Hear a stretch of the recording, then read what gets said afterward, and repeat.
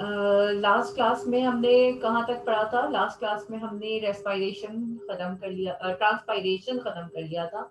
और ट्रांसपायरेशन में हमने उसके फैक्टर्स भी डिस्कस कर लिए थे। ट्रांसपायरेशन यानी evaporation from the aerial parts of the plant. Plant के एरियल पार्ट्स यानी वो जो सॉइल से ऊपर हैं, एयर में हैं, उन पार्ट्स में से इवेपोरेशन ऑफ वाटर। और जो इवेपोरेशन ऑफ वाटर हो रही है वो सिर्फ और सिर्फ एक्सेस वाटर इवेपोरेट हो रहा है, ठीक है। फिर फैक्टर्स स्टडी किए थे हमने कि क्या ऐसी एनवायरमेंटल फैक्टर्स हैं या जो भी एनवायरमेंट में मौजूद है फैक्टर्स हैं वो किस तरह से ट्रांसपायरेशन को अफेक्ट करते हैं। नंबर वन, पहले हमने सनलाइट देखी थी। सनलाइट टू वेज में अफेक्ट कर रही थी। एक तो प्रेजेंस ऑफ सनलाइट और एब्सेंस यानी लाइट और डार्क। लाइट में स्टोमेटा ओपन होते हैं, ट्रांसपायरेशन होती है। डार्क में स्टोमेटा क्लोज होते हैं, ट्रांसपायरेशन नहीं होती है, ठीक है। फिर दूसरा लाइट इंटेंसिटी। लाइट इंटेंसिटी का मतलब होता है कि लाइट में तेजी या कमी, इंटेंसिटी, ठीक है। यानी मेजरमेंट अगर हम करें कि लाइट ज्यादा है या कम है तो उसे लाइट इंटेंसिटी कहेंगे। लाइट इंटेंसिटी का इफेक्ट हमने ये डिस्कस किया था कि या तो ब्राइट लाइट होगी, बहुत तेज लाइट होगी, उसमें ट्रांसपायरेशन क्या होगा, और अगर डिम लाइट है यानी कम है लाइट तो फिर क्या होगा, सही है। फिर हमने टेम्परेचर इफेक्ट का इफेक्ट डिस्कस किया था कि हाई टेम्परेचर में इवेपोरेशन ज्यादा होती है, लेकिन अगर टेम्परेचर बहुत ही ज्यादा हाई हो जाए तो ऑटोमेटिकली स्टोमेटा क्लोज्ड हो जाते हैं। अगर स्टोमेटा क्लोज हो जाएंगे तो फिर ट्रांसपायरेशन नहीं होगी, ठीक है।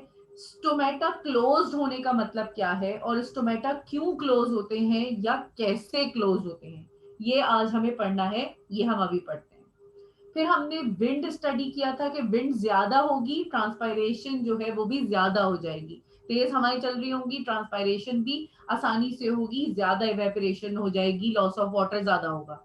और अगर विंड कम होगी, इवेपोरेशन ऑफ वाटर भी कम हो जाएगी और ऑटोमेटिकली रेट ऑफ ट्रांसपायरेशन भी डिक्रीज हो जाएगी। ह्यूमिडिटी का क्या इफेक्ट होता है? ह्यूमिडिटी का मतलब है एयर में मौजूद वाटर वेपर्स। अगर एयर में ऑलरेडी वाटर वेपर्स हैं तो ट्रांसपायरेशन रेट डिक्रीज हो जाएगा, कम हो जाएगा।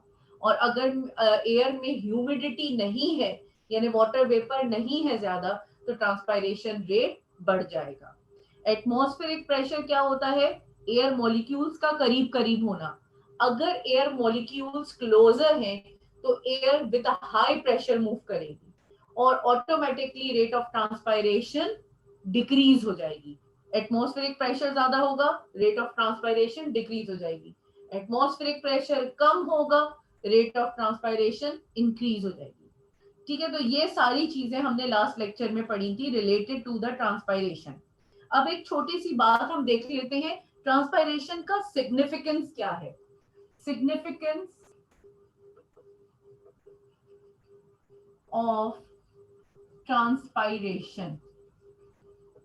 सिग्निफिकेंस का मतलब क्या होता है? सिग्निफिकेंस का मतलब होता है कि ट्रांसपायरेशन का क्या फायदा है। ट्रांसपायरेशन हो किस में रही है? ट्रांसपायरेशन हो रही है प्लांट्स में। तो प्लांट्स में सिग्निफिकेंस क्या है ट्रांसपायरेशन की, या प्लांट्स को क्या फायदा हो रहा है ट्रांसपायरेशन से, या why transpiration is important for plants. Plants के लिए ट्रांसपायरेशन क्यों इंपॉर्टेंट है, क्यों transpiration is a good significant process for the plants, ठीक है। ट्रांसपायरेशन अगर evaporation from the aerial parts of the plant है, इसका मतलब ये हुआ कि नंबर वन, अगर एरियल पार्ट से वाटर इवेपोरेट हो रहा है तो वन बाय वन सारे cell which are present in the leaves or in the stem they become empty। Aahista Aahista water evaporate होता जाएगा। ये सारे जो है सेल्स जो मौजूद होंगे एरियल पार्ट्स में, स्टेम से लेके लीफ तक, ये सब भी एम्प्टी हो जाएंगे। इन सब में भी वाटर की कमी हो जाएगी। और जब वाटर की कमी हो जाएगी तो ये किस चीज को ज्यादा प्रोमोट करेंगे या किस चीज को ज्यादा हेल्प करेंगे कि वो हो?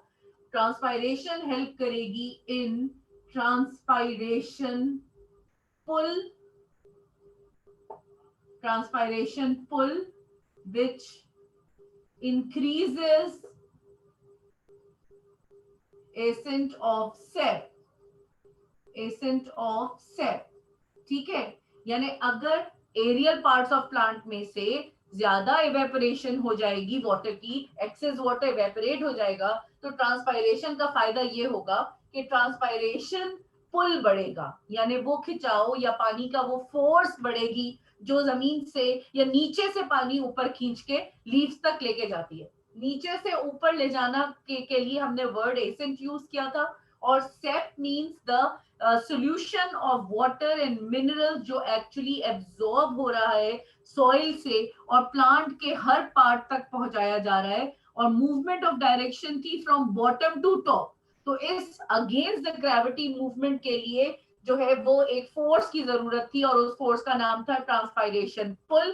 ट्रांसपायरेशन होने से प्लांट में ट्रांसपायरेशन पुल वो फोर्स इंक्रीज हो जाएगी, और ऑटोमेटिकली एसेंट ऑफ सेप यानी वाटर नीचे से ऊपर की तरफ आसानी से मूव कर सकेगा। This is the first advantage of transpiration, ये पहला फायदा है ट्रांसपायरेशन का, ठीक है। सेकेंड क्या होता है, because of transpiration automatically absorption, absorption of water and minerals increases. जब ट्रांसपायरेशन ज्यादा होगी तो ज्यादा से ज्यादा ट्रांसपायरेशन पुल या एसेंट ऑफ सेप होगा, और जिससे फायदा ये होगा कि अब सॉइल से भी ज्यादा वाटर एब्जॉर्ब होगा, फ्रेश वाटर एब्जॉर्ब होगा, क्योंकि पुराना सारा इवेपोरेट हो चुका है, फ्रेश वाटर एब्जॉर्ब होगा, और along with the fresh water fresh minerals भी एब्जॉर्ब होंगे। तो एब्जॉर्प्शन इंक्रीज किसकी हो रही वाली है, वाटर और मिनरल सॉल्ट्स की। इसका मतलब प्लांट में साइकिल में या सर्कुलेशन में रहेगा वाटर, पुराना एक्सेस इवेपोरेट हो जाएगा, फ्रेश वाटर के साथ फ्रेश मिनरल्स भी रोज एब्जॉर्ब होंगे प्लांट्स में। तो it increases the absorption of water and mineral salts, ठीक है।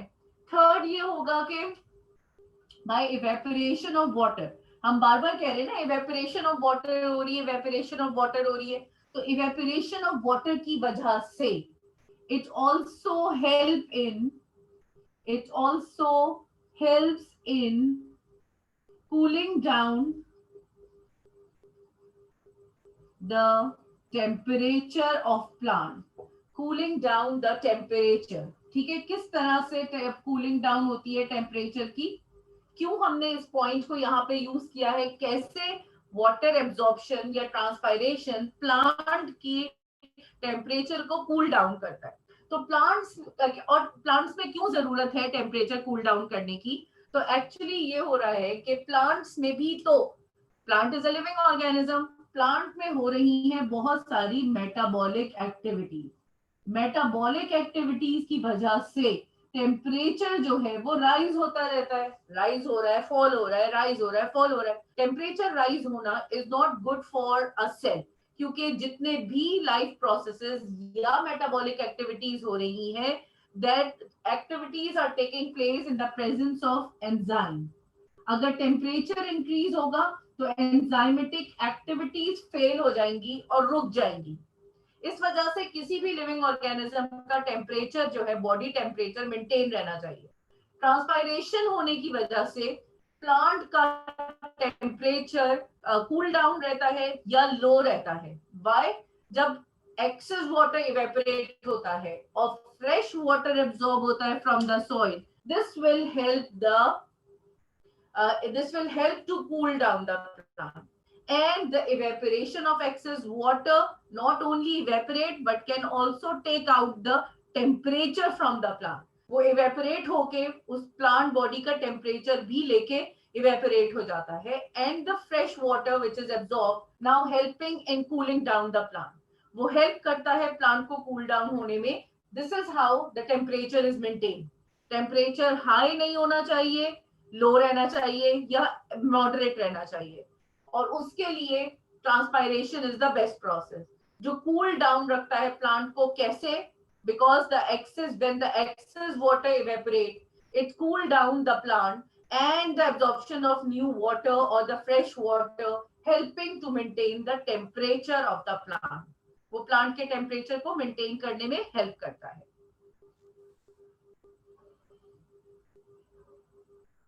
Okay, this is the third effect कि वो टेम्परेचर को मेंटेन कर रहा है, एब्जॉर्प्शन में हेल्प कर रहा है, ट्रांसपायरेशन फुल में हेल्प कर रहा है। ठीक है, ये तो हो गए इसके 3 पॉइंट्स।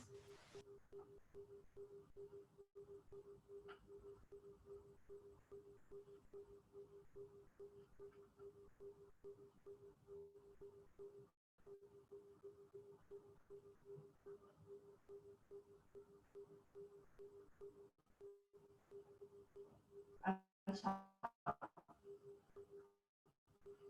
जब हम खुद कह रहे हैं कि ट्रांसपायरेशन जो है वो एक्सेस वाटर को इवेपोरेट कर रहा है, इसका मतलब एक पॉइंट ये भी है इसका, या एक सिग्निफिकेंस ये भी है कि transpiration helps to get rid of excess water. यानी ज्यादा पानी भी तो नहीं जमा हो जाना चाहिए ना प्लांट्स में। अगर प्लांट्स को ज्यादा पानी दे देते हैं तो वो भी प्लांट के लिए या उसकी हेल्थ के लिए सही नहीं है। तो ज्यादा पानी जमा होना प्लांट के में या प्लांट के सेल में is also not good. And with the help of transpiration वो एक्सेस वाटर लीफ में नहीं रहता या प्लांट्स में नहीं रहता, and the plant can get rid of that excess water. वो आसानी से उस एक्स्ट्रा वाटर या एक्सेस वाटर से छुटकारा हासिल कर लेता है with the help of transpiration. ठीक है, so plant can get rid of excess water by evaporation। Evaporation होगी, प्लांट खुद ब खुद उस ज्यादा पानी से या एक्सेस पानी से छुटकारा हासिल कर लेगा। प्लांट में वो एक्सेस वाटर रहेगा ही नहीं due to the process of transpiration या इवेपोरेशन ऑफ वाटर होने की वजह से।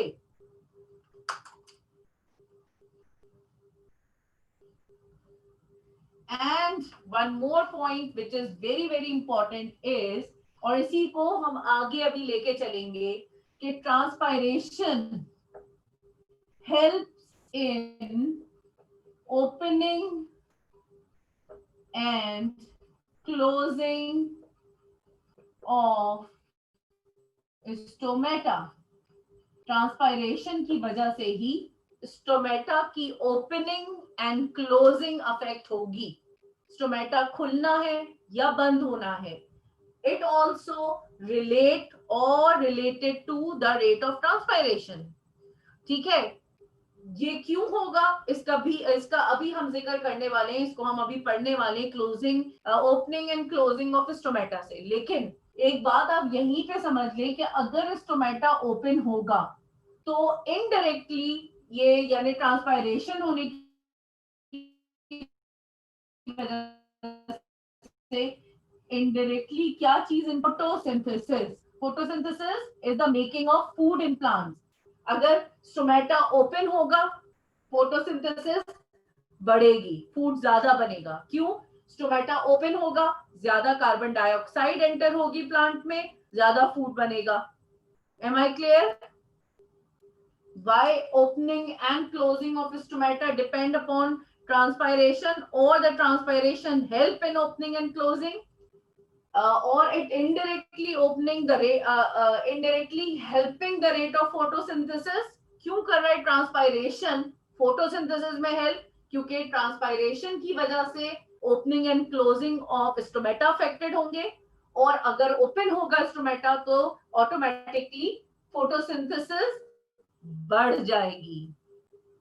अगर स्टोमेटा क्लोज होगा तो फोटोसिंथेसिस कम हो जाएगी। स्टोमेटा क्लोज होगा, कार्बन डाइऑक्साइड एंटर नहीं होगी प्लांट में, फोटोसिंथेसिस कम हो जाएगी। इसकी डिटेल के ओपनिंग एंड क्लोजिंग का क्या मतलब है, रिलेशन ट्रांसपायरेशन से क्या है और फोटोसिंथेसिस से क्या है, हमारा अभी नेक्स्ट टॉपिक है।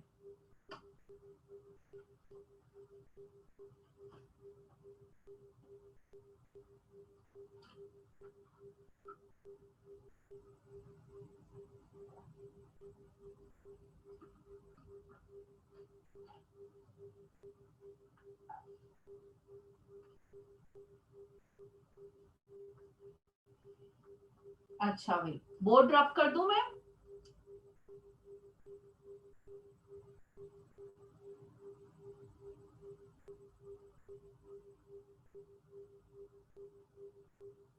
मरियम,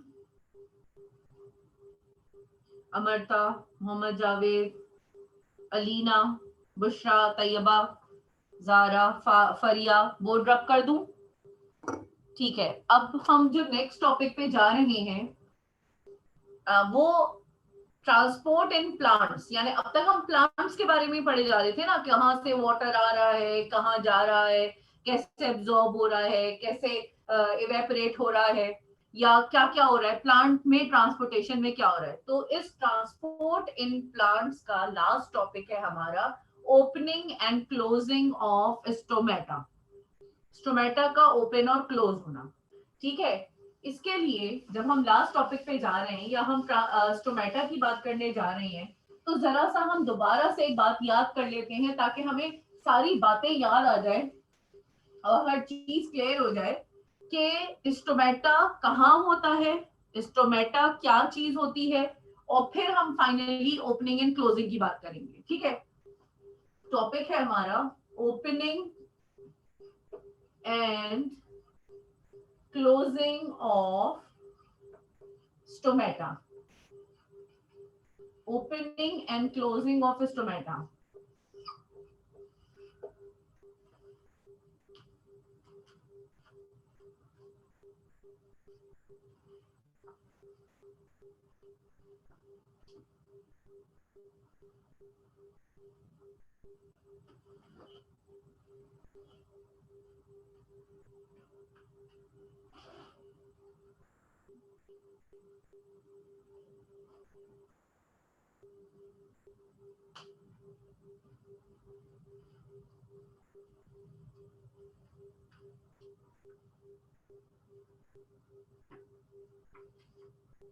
अच्छा भाई, अब स्टोमेटा से रिलेटेड थोड़ी सी इंफॉर्मेशन जो है वो रिकॉल करते हैं। स्टोमेटा कहाँ होता है?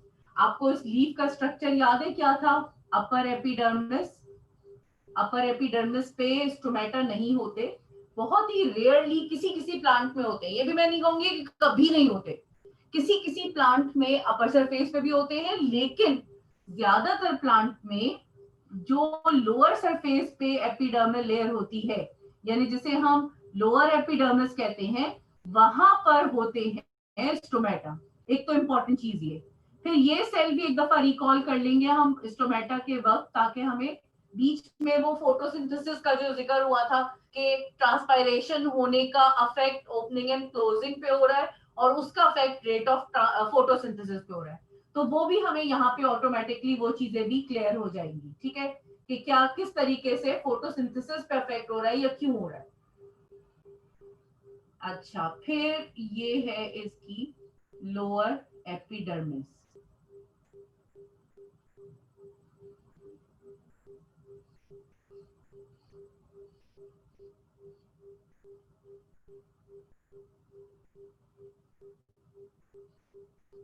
अच्छा भाई, अब जरा एक दो बातें इसमें अहम सुने। ये आ गई आपकी अपर एपिडर्मिस। बहुत दफा हमने स्ट्रक्चर ऑफ लीफ पढ़ा है, और आप लोगों को भी अब ये ऐसे ही याद हो जाना चाहिए कि आप फौरन आपको याद आ जाए क्या है। सेकेंड लेयर के जो करीब करीब सेल थे वो होते थे पेलिसेड मीजोफिल सेल्स, ठीक है, पेलिसेड मीजोफिल। और उसके बाद जो सेल्स जिनमें गैप होता था और वो थोड़े दूर होते थे, उनके बीच में जगह होती थी, वो कहलाते थे spongy mesophyll cells, spongy mesophyll cells, ठीक है। फिर सेंटर में जो है बहुत सारे सेल्स होते थे, वेस्क्यूलर बंडल्स जो कहलाते थे, जिनमें बाहर की साइड पे जाइलम होते थे, सॉरी, बाहर की साइड पे जो है थोड़ा सा आउटर सर्कल में फ्लोएम होते थे, जो फूड ट्रांसपोर्ट में हेल्प करते हैं, sieve tubes and companion cell. और जो मिडिल में या सेंटर में होते थे वो होते थे जाइलम।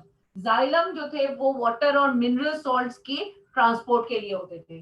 फिर लोअर सरफेस पे जो सेल्स हैं वो कहला रहे हैं लोअर एपिडर्मिस, लोअर एपिडर्मिस, ठीक है। लोअर एपिडर्मिस पे ही सेंटर में कुछ किडनी शेप इस तरह से सेल्स हैं, which are known as the guard cells, they are known as the guard cells, ठीक है। गार्ड सेल्स एक दूसरे के सामने इस तरह से पेयर शेप में मौजूद हैं। These are the guard cells. जो मैंने यहाँ पे बड़ा करके बनाया है ये दरअसल गार्ड सेल्स हैं। ठीक है, गार्ड सेल ज्यादातर प्लांट्स में, आप ये समझ लें 98% लीव्स में गार्ड सेल लोअर सरफेसेस पे होते हैं। कुछ 2% ऐसे लीव्स हैं जो हाइड्रोफाइटिक प्लांट्स के हैं, यानी ऐसे प्लांट जो पानी के आसपास होते हैं, या ऐसे भी होते हैं ना सबमर्ज, के आधे पानी के अंदर है और आधे लीफ उनके ऊपर है, जैसे लोटस है। उनमें जो स्टोमेटा है वो अपर एपिडर्मिस में भी होता है। सही है, लेकिन ज्यादातर 98% लीव्स या प्लांट्स ऐसे हैं जिनमें स्टोमेटा या गार्ड सेल उनकी लोअर सरफेसेस पे होते हैं। एक और बहुत इंपॉर्टेंट इंफॉर्मेशन जो हमें आगे हेल्प करेगी about the opening and closing of the stomata, वो ये है कि लीफ में कौन कौन से सेल्स ऐसे हैं जिनमें क्लोरोप्लास्ट मौजूद है। लीफ में सारे सेल्स में क्लोरोप्लास्ट नहीं होता, सिर्फ और सिर्फ क्लोरोप्लास्ट होता है या तो पेरिसेड मेसोफिल सेल में, जिसमें ज्यादा क्वांटिटी में क्लोरोप्लास्ट होता है। ठीक है, और क्लोरोप्लास्ट होता है स्पंजी मेसोफिल सेल्स में। स्पंजी मेसोफिल में क्लोरोप्लास्ट कम अमाउंट में होता है। अच्छा, ये हो गए मेसोफिल सेल्स जो जिनमें क्लोरोप्लास्ट है, और जिसमें क्लोरोप्लास्ट है याद रहे उनका काम क्या है, फोटोसिंथेसिस करना, मेकिंग ऑफ फूड करना। तो क्लोरोप्लास्ट किस में है, ये देखें आप, पेरिसेड मेसोफिल में बहुत सारे क्लोरोप्लास्ट हैं, भरा हुआ है, पूरा डार्क ग्रीन हो रहा है। और जो स्पंजी मेसोफिल में है उसमें कम क्लोरोप्लास्ट है, क्लोरोप्लास्ट की क्वांटिटी कम है। अपर एपिडर्मिस क्लोरोप्लास्ट नहीं है, ट्रांसपेरेंट लेयर है। लोअर एपिडर्मिस क्लोरोप्लास्ट नहीं है, ट्रांसपेरेंट लेयर है। लेकिन लोअर एपिडर्मिस में गार्ड सेल्स हैं और गार्ड सेल्स में क्लोरोप्लास्ट होता है। The guard cells contain chloroplast in it. Guard cell को जो मैंने मैग्नीफाइड बनाया है, तो आपको ये बताते चले कि गार्ड सेल में वही सेल वॉल भी होती है आउटर लेयर में, ठीक है, और सेल मेम्ब्रेन भी होती है। Cell wall and cell membrane present होती है इन अ गार्ड सेल, और बीच में वैक्यूल भी प्रेजेंट होता है एंड न्यूक्लियस भी प्रेजेंट होता है। And along with this guard cell में क्लोरोप्लास्ट भी मौजूद होते हैं। ये वो वाहिद पूरी लेयर में देखो, लोअर एपिडर्मिस में या अपर एपिडर्मिस में क्लोरोप्लास्ट नहीं है, ट्रांसपेरेंट लेयर है। सिर्फ और सिर्फ गार्ड सेल्स ऐसे हैं जहां पे क्लोरोप्लास्ट मौजूद है। सही है, यहां तक पहले बातों को क्लियर करें, फिर आगे चलते हैं। स्ट्रक्चर ऑफ लीव्स आपको याद ही होगा, हर दफा हमने पढ़ा है, ट्रांसपायरेशन शुरू करते हुए भी पढ़ा था, ट्रांसपोर्ट करते हुए भी पढ़ा। इससे पहले भी हम ब्रासिका जब पढ़ रहे थे पुरानी बुक का, तब भी हमने लीफ का स्ट्रक्चर पढ़ा था। तो लीफ का स्ट्रक्चर तो आपको याद होना चाहिए, और फिर उसके सारे पार्ट्स के एडेप्टेशन भी, कि किसमें ज्यादा क्लोरोप्लास्ट है, किसमें कम है। जिसमें ज्यादा है वहां फोटोसिंथेसिस का मेन प्रोसेस होगा, यानी एब्जॉर्प्शन ऑफ सनलाइट। जहां पे कम है वहां पे फोटोसिंथेसिस का बाकी रिमेनिंग प्रोसेस होगा। अच्छा, अब आ रहे हैं हम गार्ड सेल की बात करने, क्योंकि यहीं पे हमने टॉपिक ही हमारा ओपनिंग एंड क्लोजिंग है। तो opening and closing of stomata actually depends upon two things. Opening and closing जो है वो दो चीजों पे डिपेंड करती है। दो चीजें ऐसी हैं जिसकी वजह से स्टोमेटा, यानी सेंट्रल पोर, ये तो गार्ड सेल है, लेकिन जो बीच में इसके पोर है, this pore is known as stomata. ठीक है, तो ये स्टोमेटा, ये पोर बड़ा होगा या छोटा होगा, this depends upon two things. बड़ा होना मींस ओपनिंग ऑफ स्टोमेटा, और छोटा होना मींस क्लोजिंग ऑफ स्टोमेटा। क्या दो चीजें हैं जो डिपेंड करती हैं ओपनिंग एंड क्लोजिंग पर, या ओपनिंग एंड क्लोजिंग डिपेंड करती है उन टू थिंग्स पर। Number one is structure of guard cell, structure of guard cell. जिसके बीच में पोर स्टोमेटा है, उस गार्ड सेल का स्ट्रक्चर क्या है, यानी उसके आसपास जो दो सेल्स हैं, गार्ड का ही काम कर रहे हैं ना, दरवाजे पे खड़े हुए हैं, इट्स लाइक गार्ड। तो फिर इफ दे आर गार्ड्स, तो इन गार्ड सेल्स का फंक्शन क्या है, उनका स्ट्रक्चर क्या है, हमें पहले स्टडी करना पड़ेगा कि ऐसा क्या स्ट्रक्चर है कि वो स्टोमेटा की ओपनिंग और क्लोजिंग जो है वो उस पर डिपेंड करे। यानी गार्ड सेल जो है चाहे तो स्टोमेटा क्लोज हो जाए, गार्ड सेल चाहे तो स्टोमेटा ओपन हो जाए। तो we need to study the structure of the guard cell. हम स्ट्रक्चर स्टडी करेंगे, हमें ऑटोमेटिकली समझ में आएगा गार्ड सेल ओपन क्यों हो रहा है और गार्ड सेल क्लोज क्यों हो रहा है। दूसरी अहम तरीन चीज जो हमें इसमें स्टडी करनी है स्ट्रक्चर के अलावा, जिसकी वजह से ओपनिंग एंड क्लोजिंग होती है स्टोमेटा की, वो दूसरी चीज होती है turgidity of guard cell. Turgidity of guard cell, there are two things which affects the opening and closing of stomata, which are responsible for opening and closing। दो चीजें हैं जो स्टोमेटा के खुलने और बंद होने का सबब है, ठीक है, उन्हीं की वजह से स्टोमेटा खुल रहा है या बंद हो रहा है। और वो दो चीजें क्या है, एक तो गार्ड सेल का स्ट्रक्चर, गार्ड सेल का स्ट्रक्चर हमें स्टडी करना है कि क्यों स्ट्रक्चर की वजह से ओपनिंग एंड क्लोजिंग हो रही है। And secondly turgidity of the guard cell. Turgidity क्या होती है, पहले इस वर्ड को भी मालूम कर लें कि कितने लोगों को इस वर्ड के बारे में पता है। टर्जिडिटी का वर्ड सुना किस किसने है, पहले थम्स अप कर ले वो लोग जिन्होंने टर्जिडिटी का वर्ड इससे पहले सुना हुआ था। आज से पहले टर्जिडिटी का वर्ड जिन लोगों ने सुना था वो थम्स अप कर ले। जारा ने सुना था, गुड। हानिया ने सुना, वेरी गुड। अलीना, फरिया ने भी सुना हुआ है टर्जिडिटी, वेरी गुड। अच्छा, टर्जिडिटी का वर्ड बाकियों ने नहीं सुना हुआ, कान बंद कर लिए थे जब मैं टर्जिडिटी का वर्ड लिया था तो। अमृता, सबीरा, वर्दा, वर्दा तस्बिया से बातों में लगी हुई थी जब मैं टर्जिडिटी बता रही थी, याद नहीं है टर्जिडिटी कब पढ़ी थी हमने? ओके, टर्जिडिटी का वर्ड हमने पढ़ा था जब हम सेल वॉल का स्ट्रक्चर पढ़ रहे थे प्लांट सेल में, जब हम पढ़ रहे थे कि प्लांट सेल को अगर हम डिस्टिल्ड वाटर में डालेंगे तो क्या होगा, और कॉन्सेंट्रेटेड शुगर सोल्यूशन या सॉल्ट सोल्यूशन में डालेंगे तो क्या होगा। याद है आपको उस चैप्टर में जब हम सेल स्टडी कर रहे थे तो मैंने एक एग्जाम्पल स्टडी करवाई थी कि when we place the animal cell in isotonic, hypotonic and hypertonic solution, similarly place the plant cell in isotonic, hypotonic and hypertonic, यानी एनिमल और प्लांट सेल्स दोनों को हमने इन तीनों टाइप ऑफ सॉल्यूशन में डाला था। और एनिमल सेल जो है वो डिस्टिल वाटर या हाइपोटोनिक में बर्स्ट हो गया था, जबकि हाइपरटोनिक में वो श्रिंक हो गया था। प्लांट सेल में ऐसा कुछ नहीं हुआ था क्योंकि सेल वॉल ने उसे बचा लिया था बर्स्ट होने से भी और श्रिंक होने से भी, ठीक है।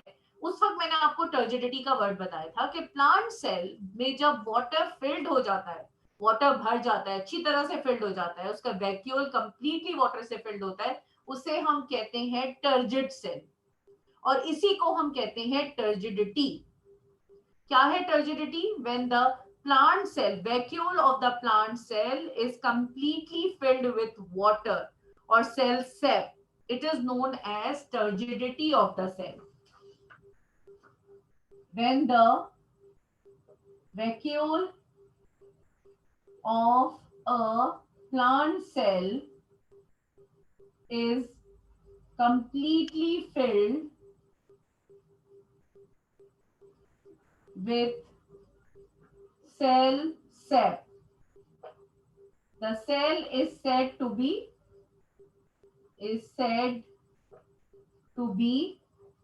turgid and this is turgidity, ठीक है, यही टर्जिडिटी है। ऐसा सेल जो वाटर से कंप्लीटली फिल्ड हो जाता है टर्जिड कहलाता है, और यही जो है एक्चुअली क्या है, टर्जिडिटी।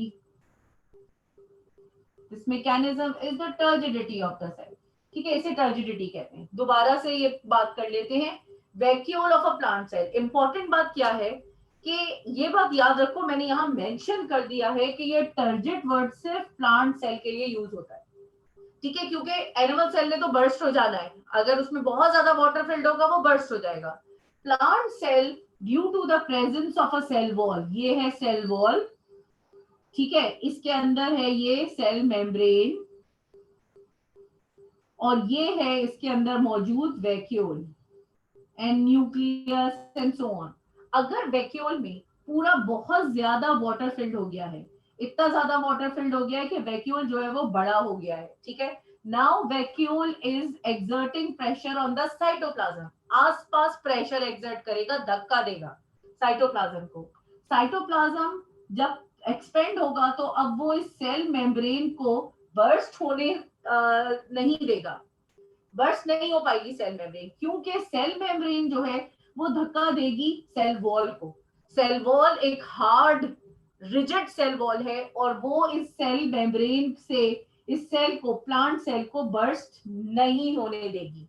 ऐसा सेल जिसका वैक्यूल सेल सेप से कंप्लीटली फिल्ड हो गया है और वो अपनी वॉल्स को प्रेशर एक्सर्ट कर रहा है, कहलाता है turgid cell, is known as a turgid cell. This is the turgidity of the cell. This is the turgidity of the cell. अब turgidity का रिलेशन गार्ड सेल से क्या है, यहां पे हमने टर्जिडिटी का जिक्र क्यों किया है, और स्ट्रक्चर ऑफ गार्ड सेल क्या है, इन दोनों का अफेक्ट कैसे opening and closing of stomata पर होता है, ये दोनों कैसे वजूहात हैं स्टोमेटा के ओपन होने की या क्लोज होने की। तो होता ये है, पहले स्ट्रक्चर की बात कर लेते हैं। स्ट्रक्चर क्या है गार्ड सेल का? गार्ड सेल का स्ट्रक्चर ऐसा है कि suppose this is a guard cell, ये है गार्ड सेल आपका, ठीक है, उसके सामने दूसरा गार्ड सेल है, ये रहा, ये रहा गार्ड सेल, ठीक है, ये दो गार्ड सेल है, ये इसकी सेल वॉल है, और ये आ गई इसकी cell membrane, this is a cell membrane, ठीक है, और सेल मेम्ब्रेन के बाद इसमें मौजूद है वैक्यूल, न्यूक्लियस और बहुत सारे क्लोरोप्लास्ट, क्लोरोप्लास्ट भी है ना गार्ड सेल में, हमने अभी अभी यही बात की है, ये आ गए इसमें इसके क्लोरोप्लास्ट, यानी फोटोसिंथेसिस भी हो रही है गार्ड सेल में। याद रहे, गार्ड सेल में क्लोरोप्लास्ट है, जहां क्लोरोप्लास्ट होते हैं वहां फोटोसिंथेसिस होती है।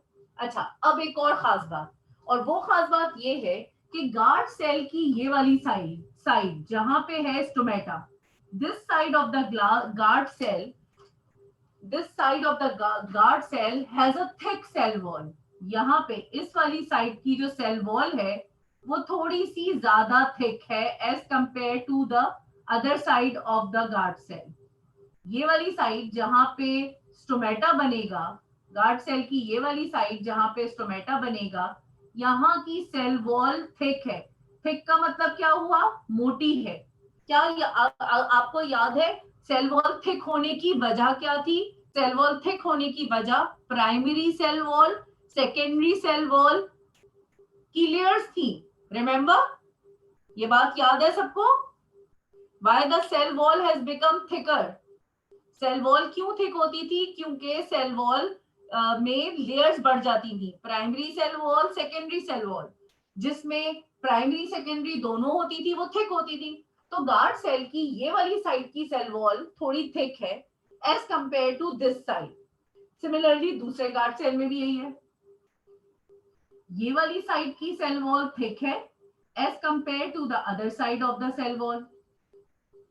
ये इसके स्ट्रक्चर की खास बात है, और इसी स्ट्रक्चर की वजह से ओपनिंग ऑफ स्टोमेटा पॉसिबल होगा।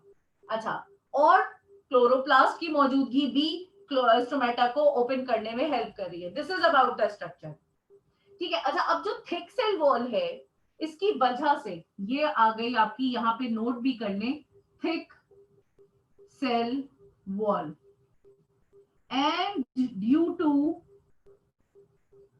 thick cell wall and due to thick cell wall it becomes rigid, rigid का मतलब है सख्त, hard, it becomes rigid, not elastic, it become rigid not elastic. Hard cell wall होने की वजह से ये रिजिड हो गया है, यानी हार्ड हो गया है, और इलास्टिक नहीं रहा है, फ्लेक्सिबल नहीं रहा है। थिक सेल वॉल होने की वजह से ये रिजिड हो गई है, ये वाली साइड सख्त हो गई है और फ्लेक्सिबल नहीं रही है, जबकि ये वाली साइड पे थिक सेल वॉल नहीं है और ये रिजिड नहीं है, फ्लेक्सिबल है। फ्लेक्सिबल का मतलब क्या है? जैसे rubber band, rubber band is flexible, rubber band flexible है, बिल्कुल इसी तरह गार्ड सेल की ये वाली साइड फ्लेक्सिबल है और जो सेल वॉल वाली साइड है ये हार्ड है एंड रिजिड है। यहां तक बात सबको समझ आ रही है? रिजिडिटी किस वजह से, ये हार्ड क्यों है? Because of the thick cell wall. Saim, Umar, Warda, बात समझ आ रही है ये वाली सबको? बुशरा, तैयबा?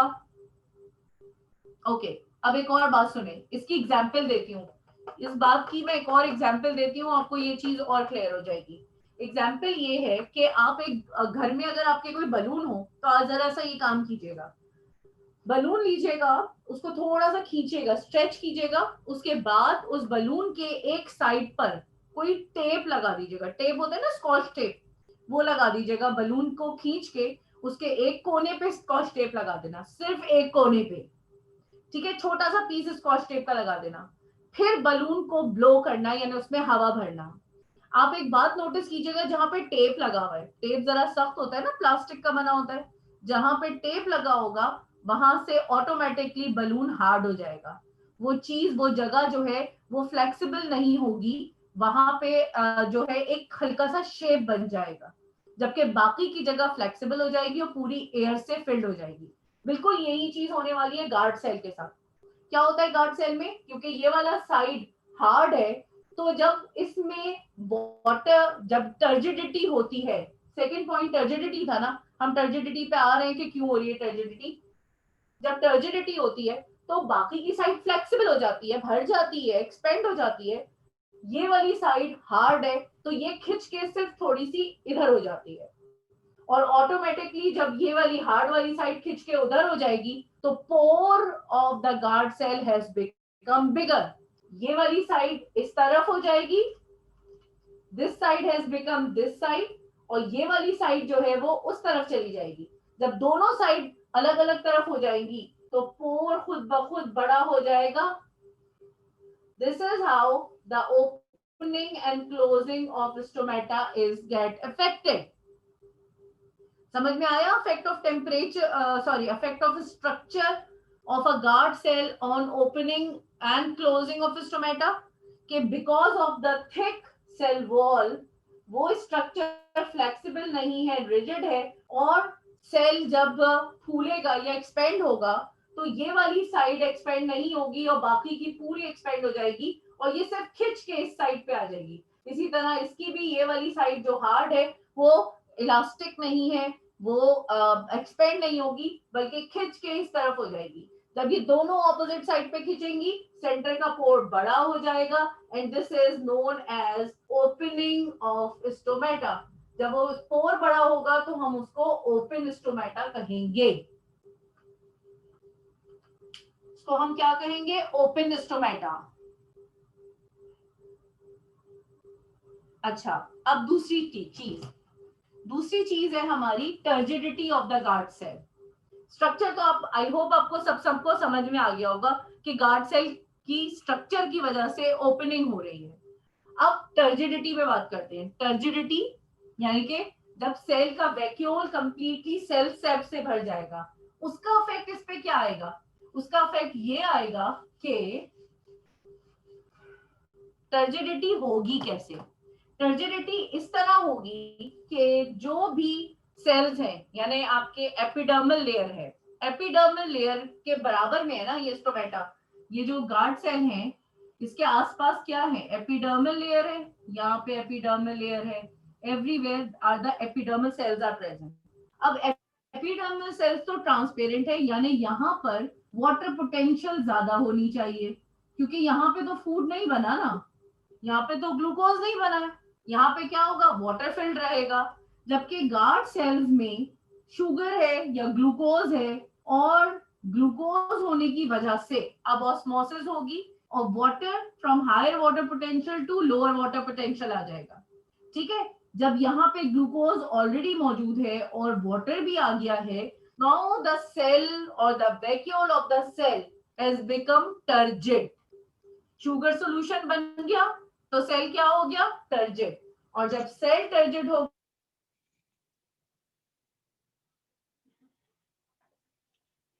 कैसे, टर्जिड होने की वजह से ये सेल फ्लेक्सिबल होके एक्सपेंड हो गया है, और ऑटोमेटिकली इसने इस सेल वॉल वाली पोर्शन को, जहां पे हार्ड और रिजिड सेल वॉल थी, खींच के इस तरफ कर दिया है, which makes the stomata open.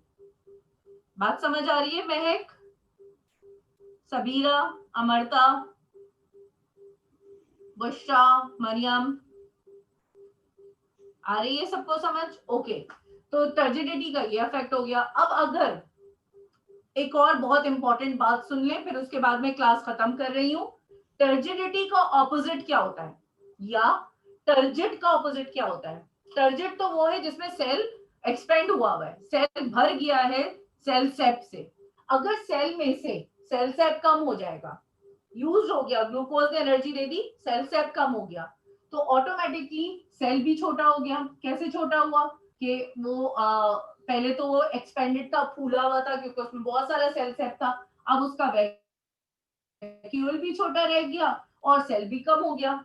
ऐसे सेल को जिसमें वैक्यूल कम हो जाता है, छोटा हो जाता है, या उसका सेल सेप कम हो जाता है, उसको हम कहते हैं फ्लैसिड। यानी टर्जिड का ऑपोजिट है फ्लैसिड। टर्जिड वो है जब सेल और उसका वैक्यूल सेल सेप से फिल्ड हो गया है, सेल सेप से भर गया है। और फ्लैसिड है वो जब उसके अंदर से सेल सेप लेवल कम हो गया है, सेल सेप कम हो गया है, वो ऑटोमेटिकली अपनी पोजीशन पे आ गया है। जब सेल टर्जिड होता है, स्टोमेटा ओपन हो जाता है, क्योंकि ये पोर बड़ा हो जाता है, सेल ऑटोमेटिकली एक्सपेंड हुआ है, पोर बड़ा हो गया। कब हुआ पोर बड़ा, जब टर्जिड है। यानी ओपनिंग कब होती है, when the cell is turgid, और when the cell become flaccid, जब सेल फ्लैसिड हो जाता है, यानी सेल में से सेल सेप कम हो जाता है, तो फिर क्या होता है, जब सेल में से सेल सेप कम हो जाता है, ऑटोमेटिकली वो वापस अपनी पोजीशन पे आ जाता है, या कभी कभी तो बिल्कुल ही इस तरह से होके छोटा हो जाता है या बंद हो जाता है। This is when the cell become flaccid, बिल्कुल ही छोटा हो गया, खत्म। ये इसकी हार्ड सेल वॉल है, और ये एक दूसरे के ऊपर आके बिल्कुल ऐसे हो गया जैसे दरवाजे बंद हो जाते हैं, दरवाजे के पट बंद हो जाते हैं। ठीक है, एक दरवाजा ये है, एक दरवाजा ये है। जब इसको खींचा गया था तो दरवाजा ओपन हो गया था, जब ये फ्लैसिड हो गया तो दरवाजा वापस से बंद हो गया। This is how the opening and closing of stomata take place. समझ में आया उमर, अमरता? ओपनिंग एंड क्लोजिंग ठीक है। चले, आप लोगों का आई थिंक नेक्स्ट जो है वो टेस्ट पीरियड भी है, ये हमारा यहाँ पे खत्म होता है ट्रांसपोर्ट इन प्लांट्स। अब नेक्स्ट हम जो पढ़ेंगे वो ट्रांसपोर्ट इन एनिमल्स पढ़ेंगे, blood, heart, circulatory system and so on. सही है, यहाँ पे प्लांट्स का पूरा खत्म हो गया है। अच्छी तरह से घर पे पढ़िएगा। See you in the next class. Allah Hafiz.